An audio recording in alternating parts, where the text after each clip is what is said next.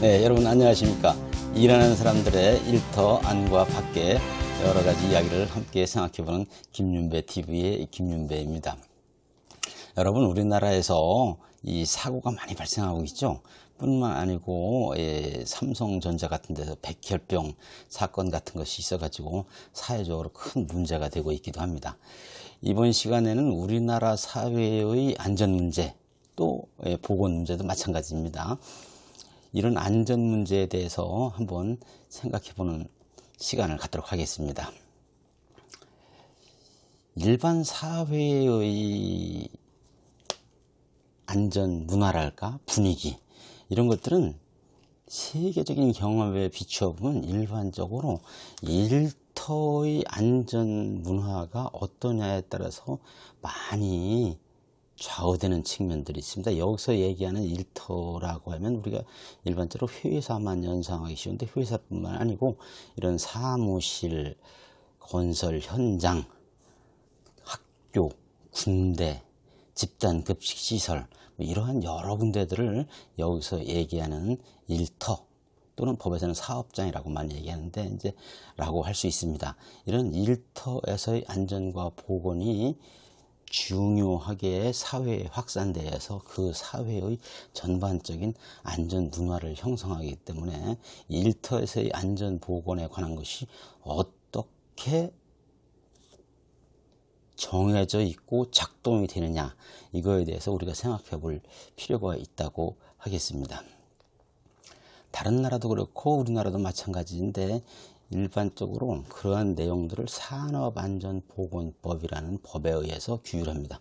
일본에서는 이제 노동안전위생법이라고 하고, 미국에서는 이제 직업안전보건법이라고 하는데, 우리나라에서는 이제 공식적인 명칭이 산업안전보건법으로 되어 있습니다. 그래서 이런 산업안전보건법의 안전과 보건이 어떤 목적으로 되어 있으며 어떠한 접근법을 취해서 일하는 사람들의 안전과 보건을 규율하고 있는지를 시작으로 해서 지금 말씀드린 그러한 일터의 안전과 보건 문화가 사회의 안전 문화로 어떻게 전파 확산되는지에 관한 얘기의 시작점으로 삼고자 합니다. 우리나라의 산업안전보건법은 그 제1조에서 목적을 다음과 같이 얘기하고 있습니다. 이 법의 목적은 산업안전보건에 관한 기준을 확립하고 책임의 소재를 명확하게 하여 산업재해를 예방하고 쾌적한 작업 환경을 조성함으로써 노무를 제공하는 자의 안전과 보건을 유지, 증진함을 목적으로 한다. 이렇게 되어 있습니다. 그래서 여기에 쉽게 얘기하면 이제 일하는 사람들이 사고를 당하지 않고 안전하고 건강한 상태에서 일을 할 수 있게끔 하자, 이런 것이 이제 산업안전보건법의 목적이라고 하겠습니다. 여기서 우선 첫 번째, 기준이라는 말이 나와 있어요. 기준을 확립하고, 그러므로 이제 그 기준에 대해서 먼저 생각해 보도록 하겠습니다. 안전과 보건에 관한 기준을 확립하고라는 것은 그 기준에 대해서 산업안전보건법 그 이하의 여러 가지 하위 법령에서 이 기준에 관해서 쭉 정해놓고 있습니다. 여러 사업장이라든지 건설 현장이라든지, 예컨대 제가 지금 촬영하고 있는 곳에 조명은 얼마 이상이라야 된다든지, 또는 채탄 작업하는 광산의 기본적인 온도는 얼마 이상이라야 되는지, 통로의 작업장 통로의 안전 발판을 어떻게 해야 된다든지 등등이 모든 것이 이 기준으로 설정되어 있습니다. 그런데 이런 기준이라는 것은 그동안 동서양의 역사적으로 경험했던 여러 사고 사례들을 종합적으로 연구해서 여러 가지 노하우가 응축되어 있는 산업안전, 사고 예방이죠. 그리고 보건, 이 질병의 예방이죠. 안전보건에 관한 지식의 보고라고 할 수 있습니다. 그렇기 때문에 사업주들이나 안전관리자, 보건관리자 같은 전문인들은 자기 회사에 해당되는, 자기 회사에서 일하고 있는 사람들이 안전하고 건강하게 일할 수 있으려면 어떤 기준이 적용되어야 되는지 잘 알고 있을 필요가 있습니다.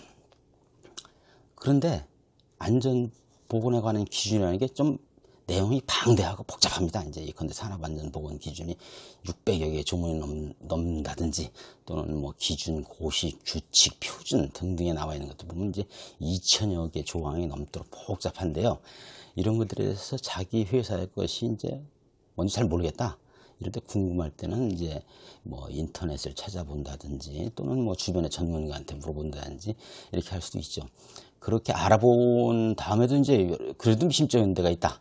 그럴 경우에는 그거에 이제 전문 기관이 있으니까 우리나라에서 권위 있는 전문 기관은 노동부하고 안전보건공단입니다. 노동부나 안전보건공단에 인터넷이나 또는 전화로 물어보면 됩니다. 전화로 물어보는 건 조금도 주저할 일이 아닙니다.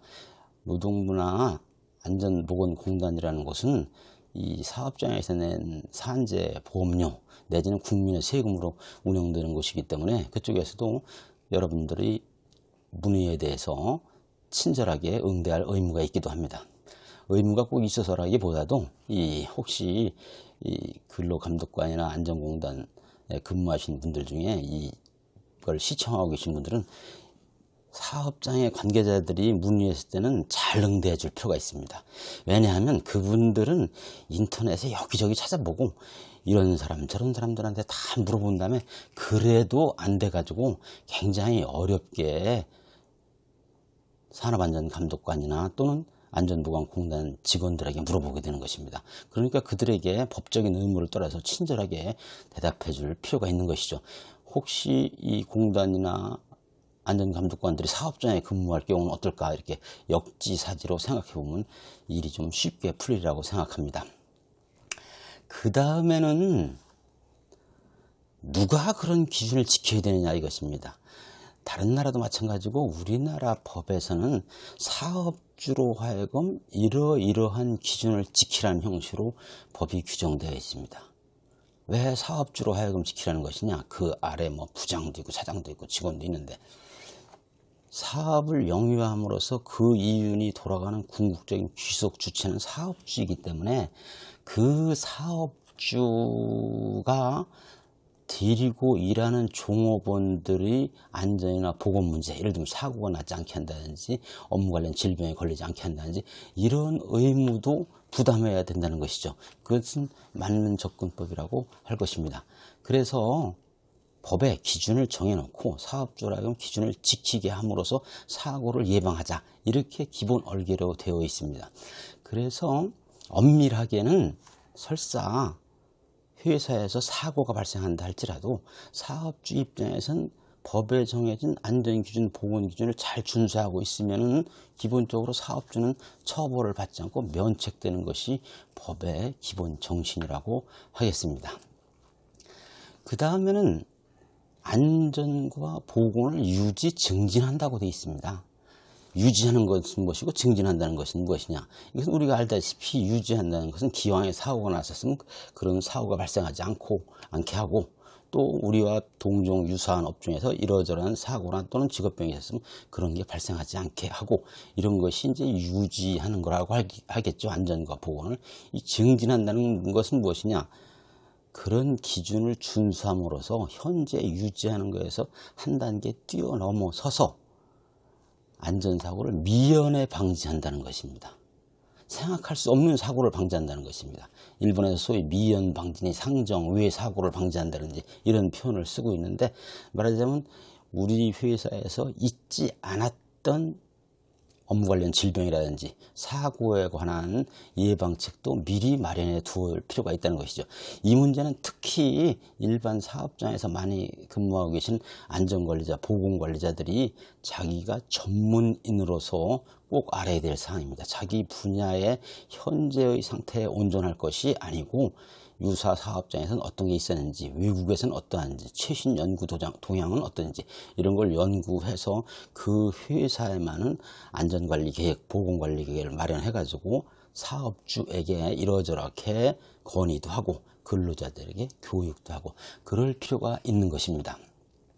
그 다음에 이제 누구의 안전보건을 유지 증진시키느냐에 대해서 법에서는 노무를 제공하는 자의 안전보건을 유지 증진이라고 되어 있습니다. 노무를 제공하는 자. 원래 종전법에서 이제 근로자의 안전보건이라고 되어 있어요. 근데 근로자의 안전보건이라고 하면 굉장히 좀 엄격합니다. 근로자라는 것은 이제 임금 목적으로 자기의 노무를 제공하는 자를 얘기하기 때문에 이제 그 소위 사용자와 사용 종속 관계에 있어야 되는데, 지금은 이제 고용 형체라든지 일하는 형식이 많이 바뀌어가지고 이 반은 근로자이면서도 반은 사용자인 것 같이 자기가 사업자 등록증을 내가지고 이런 분들도 그래가지고 이제 많이 근로자라고 하면 그 대상을 협소하게 하는 측면이 있다. 그래가지고 원래 정부에서 법을 마련할 때는 일하는 사람들의 안전과 보건이라고 돼 있었는데, 이 일하는 사람들이라고 하다 보니까 굉장히 범위가 넓어지고 입법 기술상 어려운 점도 있고 법 적용에 여러 난점들이 있어가지고 결국 이제 국회에서 논의하는 과정 중에 노무를 제공하는 자 이렇게 되어 있습니다. 이 점과 관련해서 사업주들이나 안전관리자, 보건관리자는 뭐를 명심해야 되는가 하면, 산업안전보건법에 정해져 있는 안전기준이나 보건기준을 준수함에 있어서 자기 회사에 속한 종업원만이 아니고 그 회사와 관련해서 쉬운 말로 하면 들락거리면서 노무를 제공하는 자, 그 회사에 납품하는 사람이라든지 우편 집배원이라든지 퀵서비스 배달원이 그 회사에 들락날락 할 거 아니겠습니까? 또는 뭐 고객들이 시제품을 뭐 구경하기 위해서 왔다든지, 이러한 경우까지도 그들도 종업원뿐만이 아니고 그들까지도 안전관리계획, 보건관리계획, 안전보건 뭐 계획 뭐 이런 거를 할 때 그 대상으로 포함시켜야 한다는 것이죠. 지금까지 말씀드린 거의 요지를 간단히 말씀드리자면, 이제 이 법에서 안전기준을 확립하고 사업주로 하여금 그걸 지켜야 되는데, 그런 과정에서 안전관리자, 보건관리자들이 전문가로서 모르는 것들은 이러저런 본인이 연구를 통해서 알아보기도 하고, 더 안 되는 경우에는 이제 안전공단이나 근로감독관들한테 물어보기도 하고, 이렇게 하면서 나름대로 종업원뿐만 아니고 회사의 노무를 제공하는 자 전체의 사람들이 다치지 않고 안전하고, 그리고 그 업무 관련 질병에 걸리지 않고 보건을 유지 증진하고, 이렇게 해야 된다는 것이 법의 기본 정신입니다. 그래서 이렇게 산업안전보건법에 확립되어 있는 목적이라든지 기본 정신이라든지 또는 접근법, 이런 것들이 우리 사회에 널리 확산되면 우리가 그동안 경험했던 세월호 사고라든지 삼풍백화점 또는 성수대교 붕괴 같은 거, 또는 그 메르스 중동호흡기 증후군이라든지 사스라든지 이러한 안전사고 또는 질병에 관련된 사회적 사건, 이런 것들이 발생하지 않도록 하거나 또는 발생하더라도 충격을 대폭 완화할 수 있는 좋은 방법이 되지 않을까 싶습니다. 이런 것과 관련해서 특히 이 사업주들, 안전관리자, 보건관리자와 같은 전문인들의 노력이 중요하다고 하겠습니다. 오늘은 이 우리나라 사회의 안전 문화와 관련된 우리나라 산업안전보건법의 목적, 기본 정신 또는 접근법에 대해서 잠시 얘기를 나눠보는 시간을 가졌습니다. 여러분들 어떻게 재밌었나 모르겠습니다. 유익했었으면 좋겠습니다. 일하는 사람들의 일터 안과 밖의 여러 가지 이야기를 함께 생각해보는 김윤배 TV의 김윤배였습니다. 앞으로도 일터와 관련된 여러 가지 안의 이야기, 밖의 이야기에 관련된 재미있는 소재를 발굴해서 여러분들과 함께 생각해보는 시간을 갖도록 하겠습니다. 대단히 감사합니다. 안녕히 계십시오.